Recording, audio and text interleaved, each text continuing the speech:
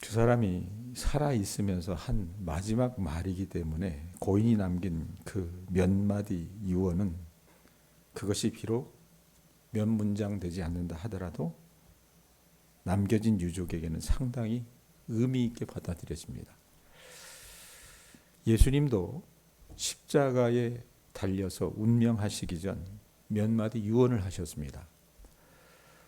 복음서의 기록자들은 주님이 운명하시기 6시간 동안 총 7문장의 유언을 하셨다라고 기록을 합니다.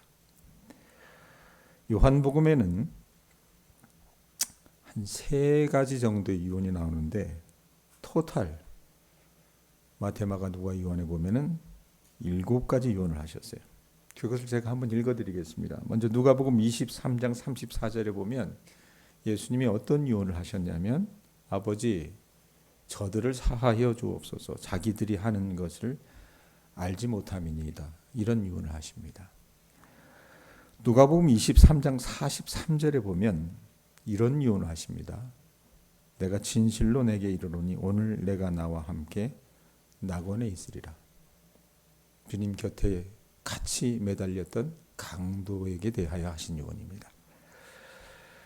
마태복음으로 넘어와서 마태복음 27장 46절에 보면 주님이 절규하시면서 유언하시죠. 나의 하나님, 나의 하나님, 어찌하여 나를 버리셨나이까, 이 말씀하십니다.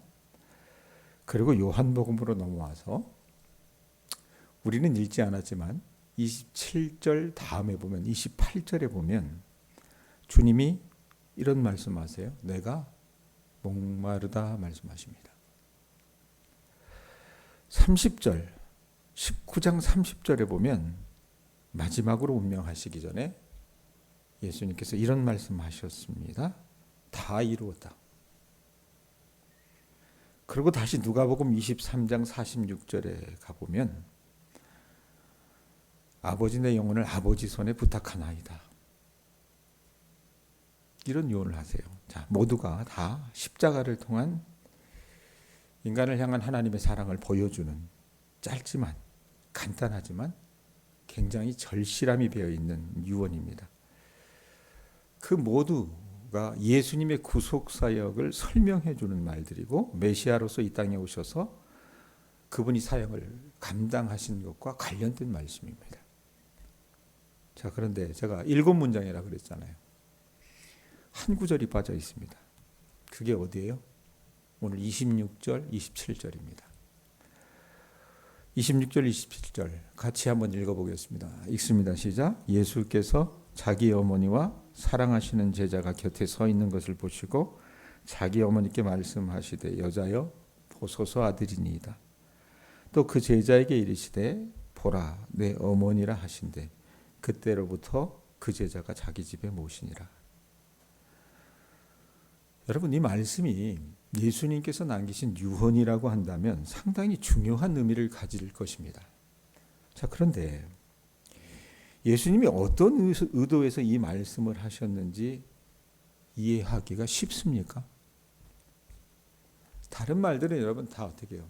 어느 정도 우리가 주님의 구속사역과 관련된 말씀이기 때문에 고개를 끄덕입니다. 근데 이 말씀은 왜 이 말씀을 하실까?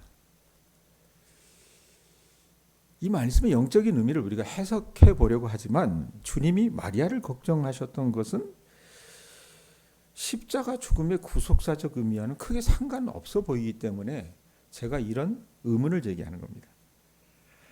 자, 그래서 성경을 연구하는 사람들마다 이 26절, 27절의 말씀을 가지고 해석하는 것이 분분해요. 그런데 저는 이 말을 주님이 힘들어하는, 누가 제일 힘들어하겠어요? 지금 이 상황 속에서. 어머니잖아요. 예수님 낳아줬던 그 제자로서의 어머니를 보고 그분을 사랑하셔서 어머니가 이 땅에서 어떻게 위로를 받으며 살아야 할지를 알려주시고 그 길을 제공해 주신 것이 아닐까라는 생각을 좀 해봅니다. 한번 상상을 해보세요. 여러분이 마리아라고 생각을 해보세요. 예? 여러분, 이 마리아의 모습은 십자가 위에서 고통당하시는 예수님이 보시기에도 너무 처절하지 않았을까 싶어요. 예? 아마 지난 3년 동안 예수님의 모친인 마리아는 정말 가슴을 졸이며 살았지 않았을까요? 예수님이 사람들의 주목을 받기 시작하면서부터 마리아는 아들이 너무 걱정돼서 하루도 다리 펴고 편하게 잠잔 날이 없었을 것 같습니다. 무슨 말이냐? 자, 예수님이 태어나시고 나서 율법대로 정결 예식을 위해서 주님이 출생하고 2달이 조금 지나서 마리아가 성전에 올라간 일이 있었어요. 성전에 올라갔었을 때 메시아를 기다리던 경건한 사람이었던 시므온이라고 하는 사람이 이 아기 예수를 보고 뭐라고 말했냐면, 누가복음 2장 35절에 보면 뭐라고 얘기했냐면, 칼이 내 마음을 찌르듯 하리라라고 하는 예언가도 같은 말을 합니다. 그 뜻은 뭐냐면, 당신 품에 있는 그 아들 예수로 인하여 많은 고통을 경험하게 될 것이라는 얘기입니다. 그리고 시므온이 한 이 예언은 정확하게 들어맞았습니다. 그 이후로. 자, 생각해 보세요. 마리아 입장에서 지난 3년간 아들 예수로 인해서 그 모친 마리아의 마음은요, 굉장히 졸였고 마음이 아팠습니다. 주님이 여러분 항상 환영을 받은 게 아니잖아요.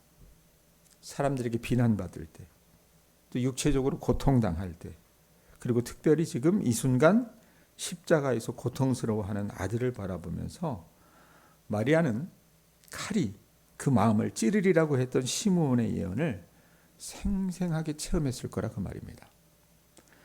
자, 아들 예수님이 가셔야 하는 길이 구체적으로 드러나기 시작을 하면서, 그걸 자기가 눈으로 보기 시작을 하면서 당시로서는 전혀 이해할 수 없었던 예수님의 어린 적 사건들이 주마등처럼 지나가고 모든 기억은 가슴을 찌르는 아픔이 되었을 거란 얘기예요. 자, 이게 마리아의 마음인데, 다시 우리의 눈이 예수님께 한번 가봅시다. 자, 주님이 운명하시기 직전에 그래도 자기 주변에 따라 붙었던 사람이 몇 명이 있었어요. 거기 한번 보세요, 여러분. 몇 명이 있었는지. 25절 보세요. 25절. 예수의 십자가 곁에는 누가 있었어요? 그 어머니와 이모와 글로바의 아내 마리아와 막달라 마리아가 섰는지라, 이렇게 얘기하죠. 여자들이 옆에 있었습니다. 어머니를 비롯해서. 그러고 나서 26절에 보면 누가 또 따라 붙었습니까? 예수께서 자기와 자기의 어머니와 그 다음에 어떤 말이세요? 사랑하시는 제자. 이 사랑하시는 제자가 누구예요? 요한복음을 기록한 사도 요한입니다.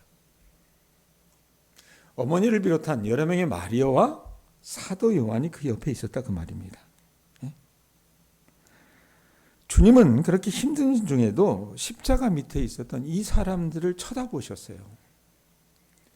그런데 주님이 죽으시기 직전에 고통당하시는 그 장면은 여자들이 보기에는 엄청나게 끔찍한 장면이었을 겁니다. 어제 제가 예수님이 채찍당하시는 그 장면을 묘사할 때에 이 창녕성 씨가 살고 있는 그들의 조상이었던 성상문이 어떻게 죽었다라고 하는 것을 말씀을 드렸을 때 어느 교인 이 얼굴이 찌그러지는 걸 봤어요. 인상이. 왜? 끔찍했기 때문에. 근데 이제 주님은 어떻게 해요? 그것보다 더하게 죽어가신다고 말입니다. 얼마나 끔찍했겠어요. 자, 그러나 주님을 사랑했던 여자들은 마지막 순간까지 예수님 곁을 떠날 수가 없는 거예요. 떠날 수가 없는 거예요. 거기에 예수님의 어머니 마리아도 함께 있었죠. 요한복음에서 요한은 자기도 그 자리에 있었다고 증거를 합니다. 자, 먼 발치에 있던 이들이 아마 예수님 앞으로 조금씩 다가가지 않았겠어요? 예수님도 그들을 알아보신 겁니다. 그리고 뭐라 말씀하셨습니까? 26절, 27절 다시 보세요. 뭐라 말씀하셨습니까? 예수께서 자기 어머니와 사랑하시는 제자가 곁에 서 있는 것을 보시고 자기 어머니께 말씀하시되, 자, 마리아에게는 뭐라고 얘기했습니까? 여자여, 보소서 아들이니이다. 그리고 요한에게는 뭐라고 얘기하셨어요? 27절 또 그 제자에게 이르시되 보라 내 어머니라, 이렇게 말씀하셨습니다. 자, 이 상황을 잘 이해하지 못하는 분들은 아니 자기 어머니 부르는데 왜 자꾸 여자여 이렇게 부르느냐. 예? 버르장머리가 없다. 이 생각할 수 있겠지만 이 여자여라고 하는 이 말, 이 단어는요. 헬라어로 귀나이라고 하는 말인데 이게 경어입니다. 그러니까 존칭이란 얘기입니다. 그러니까 낮춰 부를 때 사용하는 단어가 아니란 얘기예요. 그러니까 어떻게 보면 자연스럽고 썩 무난한 표현이란 얘기입니다. 자, 예수님이 당신이 고통 중에 계시면서도 누구를 쳐다보셨냐면 자기 모친을 쳐다보셨어요.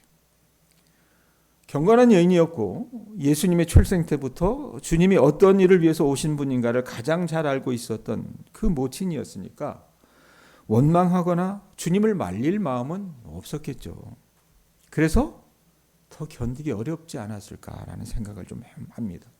슬픔을 참고 견디는 일은 슬픔을 터뜨리는 것보다 어려운 일이기 때문에 그러합니다. 자, 그러므로 이 자리에서 누가 보아도 가장 힘들어했던 사람은 누구예요? 주님의 어머니 마리아라고 말입니다. 그 마리아의 눈과 예수님의 눈이 마주친 거예요. 그리고 주님이 그 곁에 서 있는 사도 요한을 보셨다고 말입니다. 그러고서 말씀하세요. 뭐라고 말씀하십니까? 어머니에게는 보소서 아들이니이다. 그리고 사도 요한에게는 보라 내 어머니라. 주님이 이렇게 말씀하신 의미가 도대체 뭘까? 그래놓고 이 말씀을 하시고 나서 사도 요한이 여러분 뒤에 따라붙는 구절이 있어요. 뭐라고 얘기합니까? 27절 뒤에 보면 그때로부터 그 제자가 자기 집에 모시니라 이렇게 얘기합니다. 여러분 이 주님의 명령이 조금 이상하지 않아요? 그때부터 요한이 예수님의 어머니 마리아를 자기 집에 모셨다고 한다면 이 예수님의 이 명령은 미안한 얘기지만 전통적인 가정 질서를 깨뜨리는 명령이 아니냐 그 말입니다. 왜냐하면 예수님에게 여러분 남동생이 이미 4명이나 있었습니다. 예? 그런데도 왜 굳이 이들을 두고 마리아에게 요한을 부탁하셨을까? 주님의 형제들이 모두 예수님을 싫어해서라면 이해할 수 있습니다. 한때는 싫어했죠. 그들이 주님의 제자가 아니라서 예수님의 그 구속사역의 죽음을 공감하지 못했더라면 어느 정도 우리가 수긍해요. 하지만 여러분 예수님의 형제들 중에 적어도 한 사람은요. 얼마 지나지 않아서 회심하고 초대교회의 지도자가 되었던 야고보라는 사람입니다. 주님이 야고보의 회심을 몰랐을 리가 없잖아요. 없었는데 그날 요한에게 마리아를 맡기지 않았어도 야고보가 어련히 알아서 자기 어머니 마리아를 잘 모셨을 거라고 말입니다. 그런데 왜 굳이 요한에게 어머니를 맡기시냐 그 말입니다. 예수님의 유언이기 때문에 마리아는 나중에라도 야고보와 함께 살 수 없었고 언제나 요한과 함께 살아야 합니까? 저는 그렇게 생각하지 않습니다. 굳이 누가 누구를 모셔야 하는가의 문제였다면 나중에 친자였던 야고보가 요한에게 강청해서라도 자기 어머니를 자기 집으로 모셨을 것이고 마리아도 친아들인 야고보와 함께 사는 것이 요한과 함께 사는 것보다 훨씬 마음 편하지 않았겠습니까? 저는 예수님이 하신 이 명령과 관련해서 마리아가 나중에 누구와 한평생을 살았는가는 그렇게 중요한 문제는 아니라고 생각을 해요. 오히려 이 장면은요. 예수님을 사랑하고 주님이 사랑하시던 마리아와 요한이 십자가 아래에서 절망 중에 가장 힘들어하고 있을 때 그들에게 하신 유언이었잖아요. 그건 뭡니까? 서로를 붙들어주고 그 어려울 때 서로를 가족처럼 사랑하라고 하신 말씀이 아닌가 싶습니다. 요한복음에서 주님이 여러 이야기를 하시지만 예수님은 요한복음에서 당신께서 못 박히시기 전날 밤에 제자들의 발을 씻기시면서 이런 유언을 하셨습니다. 하나가 되라고 말씀을 하셨어요. 그리고 요한복음 17장에 가보면 예수님의 대제사장적인 기도에 대해서 제가 한두 번 정도 설교를 했을 거예요. 근데 대제사장적인 기도를 하시면서 제자들을 위한 기도를 할 때 주님이 어떤 기도를 하십니까? 아버지와 내가 하나인 것처럼 저들이 하나가 되기를 기도하셨습니다. 요한복음은 인격적으로 주님을 만난 제자들이 어떻게 그리스도 안에서 그들이 연합되어야 하는가를 가르치는 거라고 말입니다. 초대교회에서 예수를 주라 시인하는 모든 사람이 사실은 공동체요 가족이었습니다. 이것들 때문에 그들이 소수에 불과했지만 이 사람들의 그 믿음 때문에 오해를 사기도 했었지만 결국은 그 진리를 알고 많은 사람들이 회심하게 된 겁니다.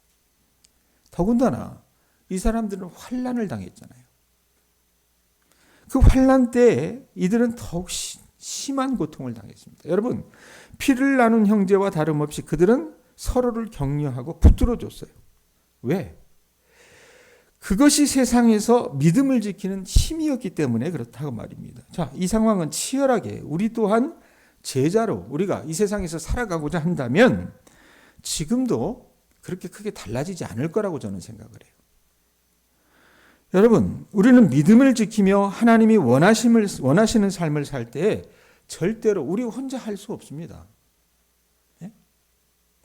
믿음으로 살기 위해 조롱과 비난을 받는 경우는 믿음으로 살려고 살 수 있긴 하겠지만 고난과 아픔을 만약에 겪어야 하는 경우라면 특별히 믿음의 동지가 저나 여러분에게 필요하다고 말입니다.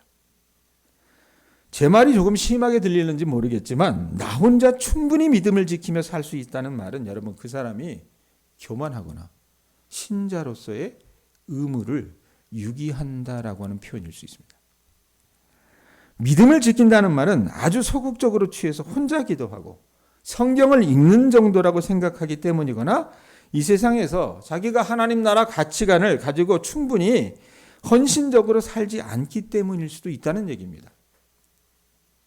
또한 서로 돌아보아 세워주고 붙들어줘야 하는 책임을 철저히 무시한 채 이기적인 태도로 자기의 유익만 구하는 모습일 수도 있기 때문이라고 말입니다.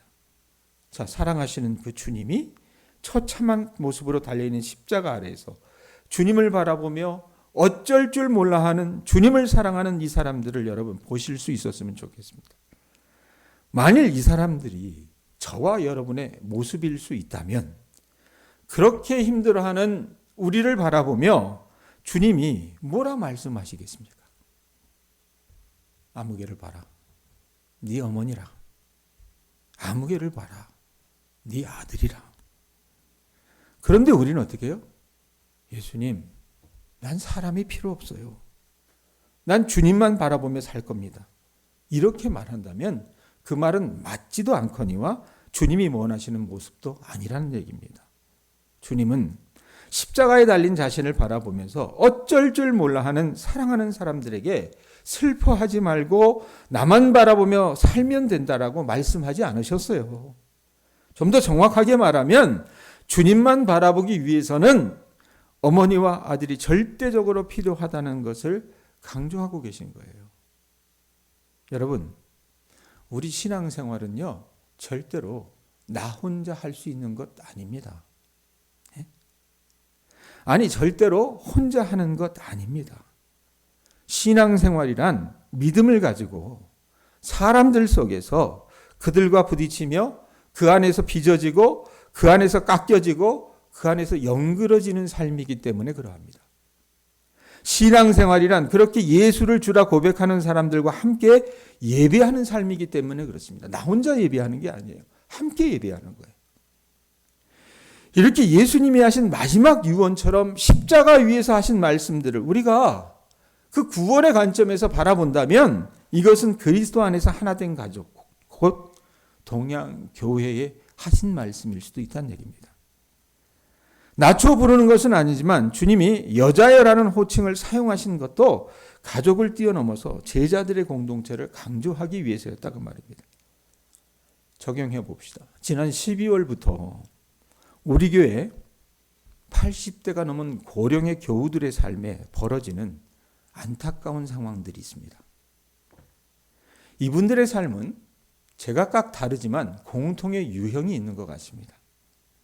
어느 분은 마리아처럼 생떼 같은 자식을 잃어서 또 다른 어떤 분은 하루아침에 삶의 터전을 잃어버려서, 또 다른 분은 거듭되는 노화로 귀가 잘 안 들리기 시작해서 치매가 심화되어서 이분들은 의도치 않게 스스로 고립되어 가고 있다는 얘기입니다. 그러면서 그분들은 믿음으로 살아가는 게 너무 힘들고 버거워하고 있습니다.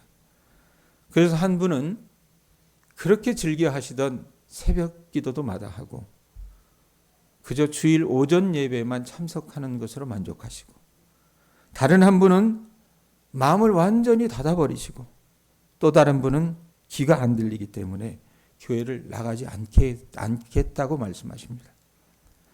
그렇다면 사랑하는 교우들이요, 백본사님을 비롯한 이런 상실의 아픔을 겪는 이분들에게 우리가 해야 될 건 무엇입니까? 우리가 그들과 함께 해야 되지 않을까요? 십자가에서 달리신 예수님을 바라보며 고통스러워하고 힘들어하는 제자들에게 주님이 말씀하셨어요. 뭐라고 말씀하셨습니까? 보세요, 아들입니다. 보세요, 어머니입니다.